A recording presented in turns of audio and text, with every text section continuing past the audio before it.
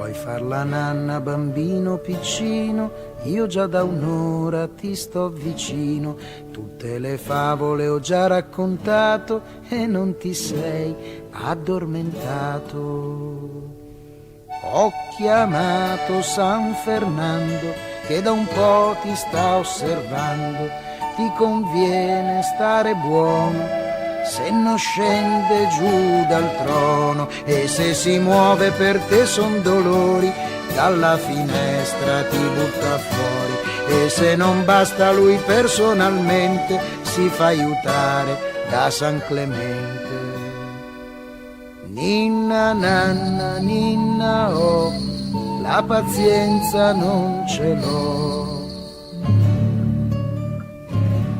Proprio stasera che mamma sta fuori, me ne combini di tutti i colori. Il pigiamino l'ho appena cambiato e sei di nuovo tutto bagnato. Ora chiamo San Francesco che ha un suo metodo tedesco, e se arriva San Crispino te le dà sul sederino. E San Pasquale non fa complimenti, quello ti manda 4 accidenti. Se tu hai paura vai sotto al lenzuolo, ci sono io, non sei da solo. Ninna nanna ninna oh, la pazienza non ce l'ho.